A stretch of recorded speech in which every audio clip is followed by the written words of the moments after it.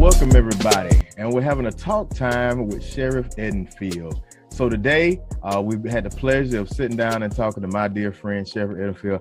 How's it going, Sheriff? Going great, Byron. How are you today?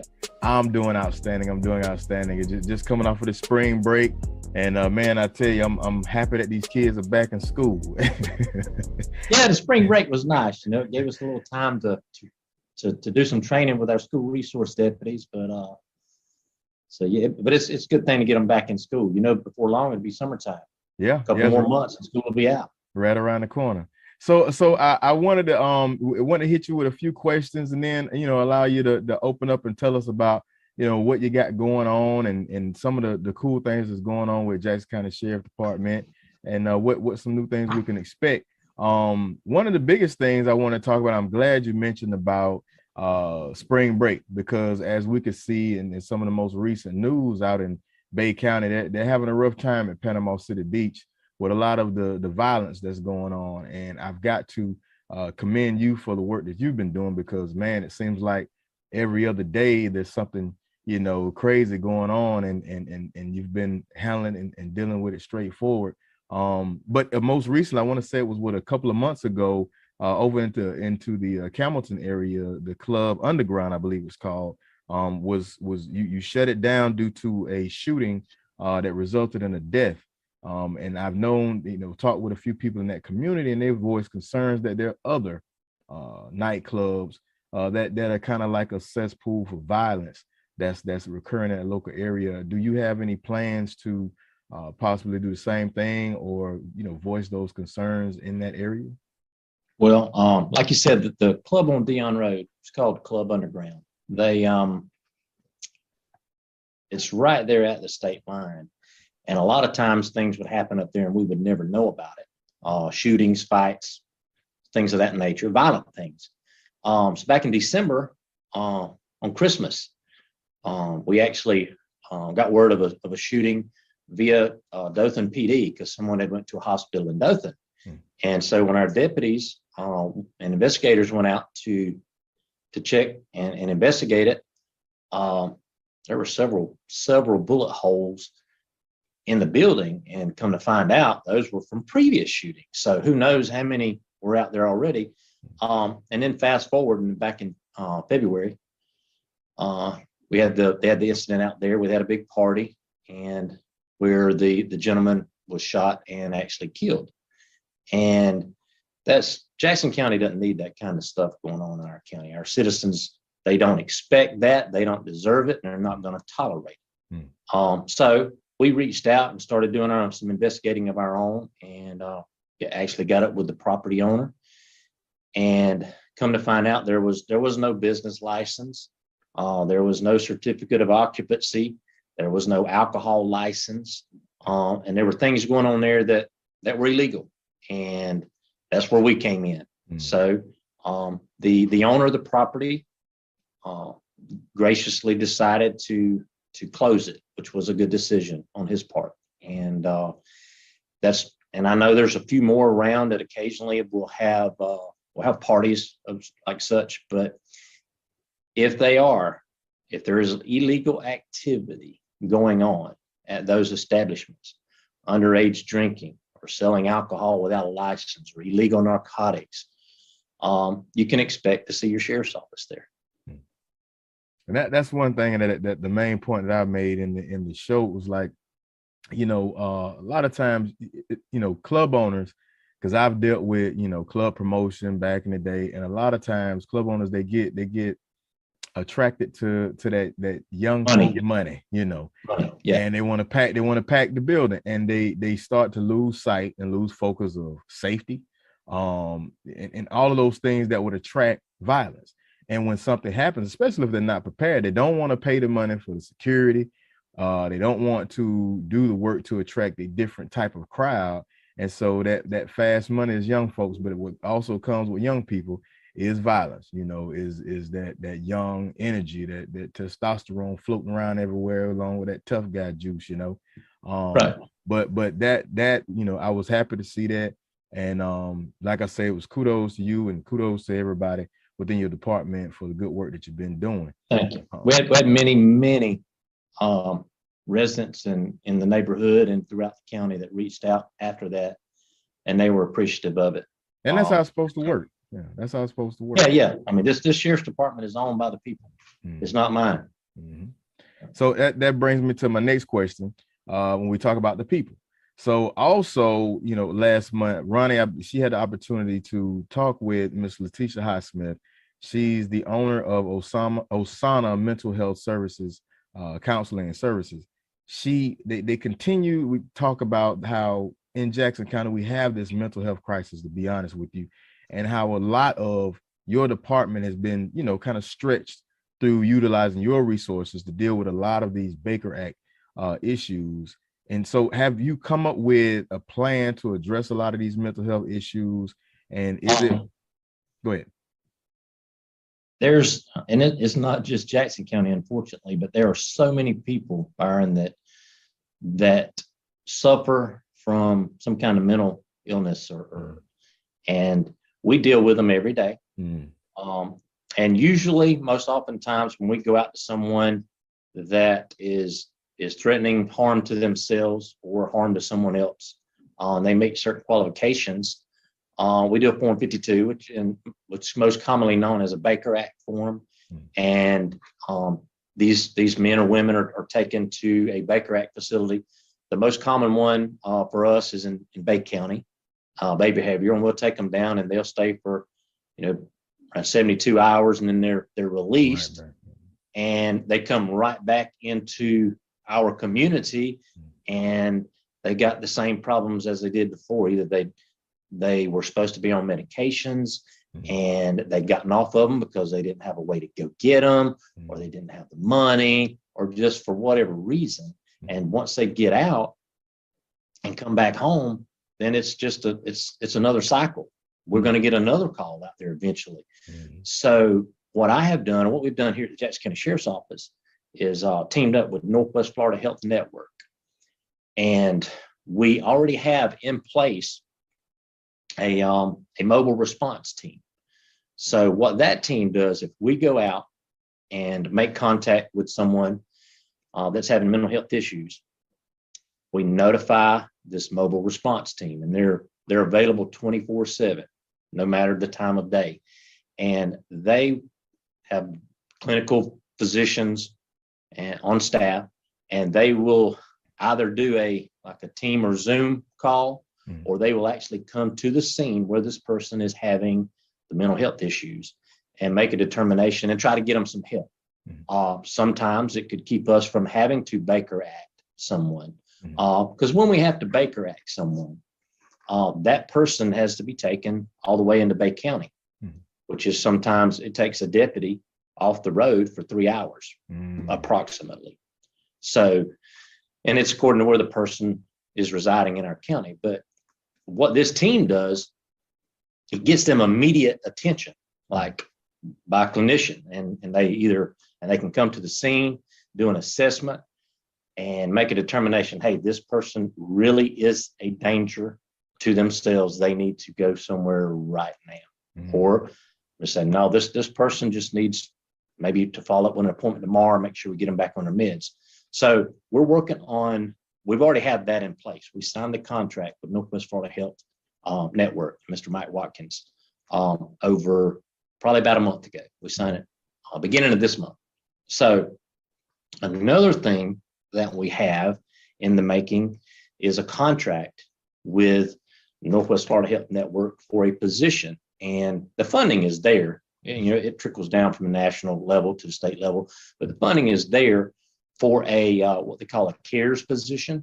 And this position, Sheriff Ford down in Bay County just recently took advantage of it. And this is nothing that's just available to Sheriff Edenfield and Jackson County Sheriff's Office. This is available to other sheriffs as well. Okay. But this CARES position will be, like I said, funded through the Northwest Florida Health Network. But it will be a person who can, in the event we have a Baker Act or someone that's Marksman Act, because of drugs or narcotics addiction, and they go to a facility, and once they get out, that deputy, they don't have time to go by and follow up with that person and say, hey, are you okay? Are you taking your medications? How's things going? But this it's sort of like a caseworker. This position will be, and that person will receive training through the Northwest Florida Health Network, but will be available. It'll be an employee of the sheriff's office, paid by contract through the network, and that person will be there to follow up on all those Baker Acts and all those Marchman Acts that's released from the hospital, just to see, hey, do you need a ride to life management? Do you need a ride to, or how can I help you be successful? Because mental health illness is real. It's real as real can be. Yes, it is. And locking someone up is not the answer to it. I mean, obviously, we have to do that sometime, Byron. I know you know that because of their safety and the safety of the public, but that's not going to fix their problem. So we got to find out what can help them with their problems and try to get them some help. We're also, we've written a grant through Attorney General Ashley Moody, she's a huge supporter of law enforcement. But we've submitted a grant to her office to get a grant-funded position here that would be a victim's advocate for employed by the Jackson County Sheriff's Office, paid through a grant through the Attorney General's office, but that would be there to assist victims of any crimes within our county. Because most oftentimes we get so focused, especially in situations when it's a murder, a serious crime, it's all hands on deck. All the men and women here are focused on finding the person that did this. And sometimes it's easy to lose focus of the victim. And because we're so focused on catching the bad guy, and this victim's advocate will be a huge, huge plus for us. That'll be that person that could step to the victim and sort of keep them updated and in the loop of what's going on as much as they can, but also let them know about anything that's available to them, all the services that's available to them. So we're excited about all of those, the mobile response team, the CARES position, and the victim's advocate position.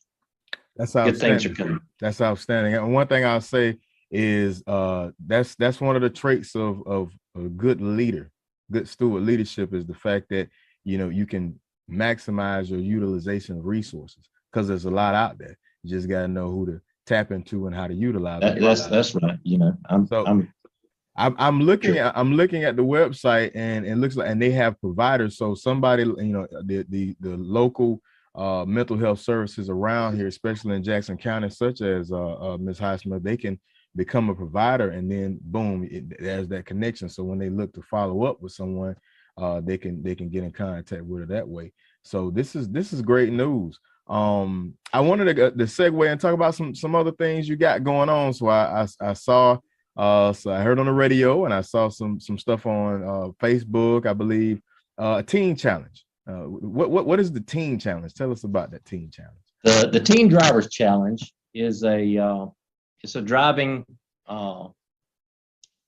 class, if you will, that's put together by the Sheriff's Association, and it's for teen drivers, and it's to teach teen drivers basic driving skills. I learned to drive in the cornfields on my dad's truck. Yeah. But things have changed. That was in the late 70s, and this is 2022. So we have a lot of teen drivers in our county, Byron, and we had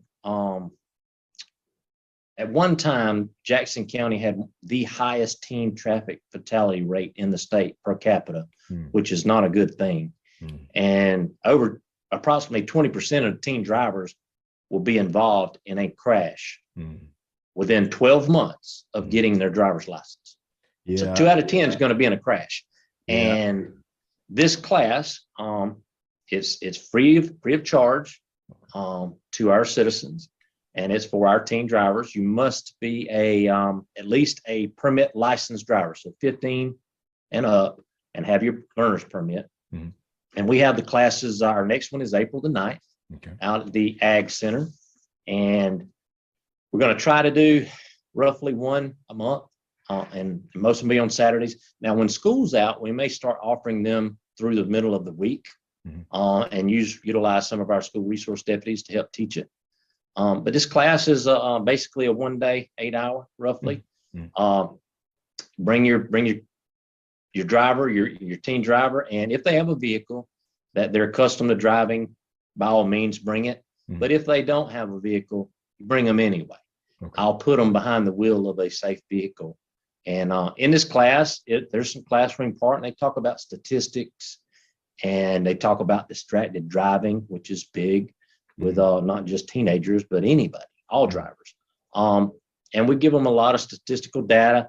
And at the break, we feed them lunch on the grounds there, and we do a lot of driving that afternoon. And it's just some basic operational of the motor vehicle operational tactics, braking techniques, evasive techniques, braking, figure eights, to teach them, how to maneuver the wheel, how to manage the wheel, cornering techniques, backing.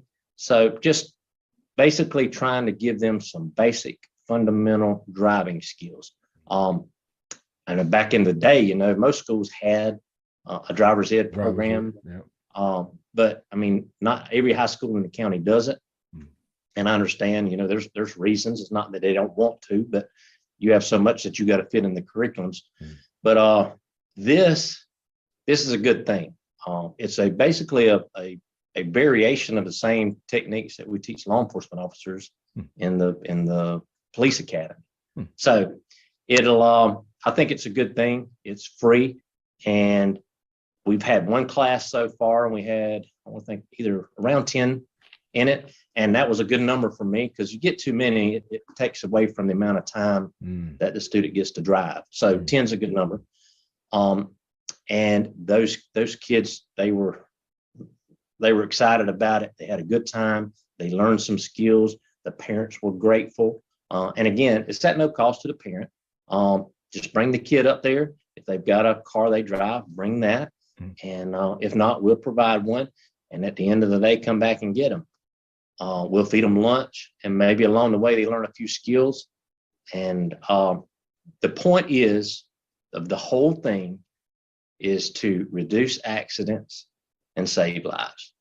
And you can't put a price on the life. I have an 18-year-old daughter that's a driver. So I feel what these parents feel when their kids get on the road. Yeah. Because you worry about it, and you can't help but worry about it. So we want to do our part to try to protect our kids. So and you can sign up. You can sign up for our classes at teendriver@jacksonso.com. Too easy. And also I got my own little stickler, because growing up, I lost a lot of good bit of friends from just falling asleep on the road, trying to get out there and drive all the way to Panama City or Tallahassee, and would just fall asleep on the road. But my biggest pet peeve, and that's what I try to tell my younger cousins and things like that. Hey, no hot dogging, and remember the right lane is not your passing lane. Okay, your passing lane is the left lane. So don't sit in the left lane and just ride all day long. And two things to remember is both hands on the wheel and both eyes on the road. There you go. you stick to that. That prevents a lot of accidents. Yeah, but you kill eyes on the road, hands on the wheel. You're right about that. Oh, and tell us about your concealed weapons course. And I know it's been a hit in the past. Yeah. I've always been a huge supporter of the Second Amendment, and we live in a rural county. Not many people doesn't have weapons. And obviously that Florida allows you to carry a concealed weapon by law, if you follow the procedures and obtain a concealed carry permit. And I teach, one of the prerequisites to that permit is you have to have a gun safety course. And I've been a firearms instructor for a large part of my career. And so I teach those classes, which is a prerequisite. And I've always used it as a fundraiser for this and that. And I did one a couple weeks ago. Our next one is this Saturday, April 2nd, right here at the Sheriff's Office at 4111 Governor Rick Scott Drive.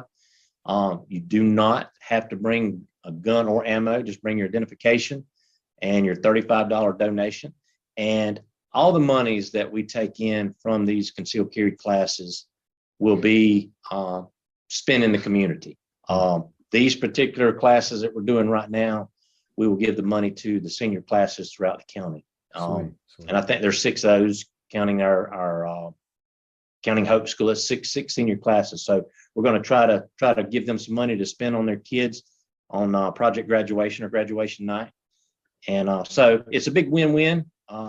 We help folks legally obtain a concealed carry permit, and we raise money for a good cause. And it also counts for the shooting portion of your hunter safety. So if you got a teenager that's trying to get a hunting license, because by the time they reach the age of 16, they have to have a hunting license if they're going to hunt alone. So that will suffice for that as well. So the last class we had, first part of March, I think it was the first Saturday in March, we had over 30 students in it. So we're looking for a big class this Saturday as well. And we're excited about it. And obviously your sheriff's a huge supporter of your Second Amendment right. Outstanding. Yeah. And that's probably one of the biggest things with having a concealed weapons permit. A lot of people don't know the rules, when and where you can carry. But I have one myself. So that's great. Yeah. And a lot of times we're so used to, especially those military folk, we're so used to, going to the range. And it's one of those things that you miss when you get out. And so you try to find somewhere to go where you can just, pop off some rounds and have your good time at the range. So yeah, I love to hear that. I love to hear about getting out there and giving some gun safety classes and concealed weapons classes. So that's great news. One thing I wanted to hit you with one of these questions, because I always like to try to pick people's brains and give folks kind of a real life and a real personal aspect to our leaders and our civic leaders out here, to our officials. What would you say has been your it's a 2-part question. What would you say has been your biggest learning curve as sheriff, and also what would you say gives you the most pleasure as being sheriff of Jackson County? The biggest learning curve. I've always been a people person, Byron, my whole life, in my whole career. But I would say one of my shortcomings is the lack of patience. When I see things that I envision what it should be and what it is, and I want it fixed now. And I know it's not a good trait to have, but it is what it is. Yeah. But I'm learning. As the old saying, Rome wasn't built in a day. Yeah. And you can't. So it's taken a while, and some days I still get impatient. I just have to pray more about it. God's helping me for sure. I'm a faithful person. I'm a believer in Jesus Christ first and foremost. Just so you know, I'm not a perfect person by no means, but I serve a perfect one. There you go. But he's helping me with that patience thing. But that's probably the biggest learning curve, is realizing, hey, it takes time to get where you want to get, because I got lots of ideas and lots of things I want to see come to fruition and happen to make our county a better place. But I'm learning with the patience. I'm working on it. And to my other one, what would you say gives you the most pleasure? Gives you the most pleasure being sheriff? Serving the people. It's a calling. I mean, we tell all these guys that work here, you don't go into this line of business for the paycheck. Yeah. No one goes into police or public service business for the money you're going to make, because that's if you are, you're going for the wrong reason, I can assure you. But it's for the love of the people, and it's a calling for sure. But each and every day, I wake up excited that I get another day to be your sheriff.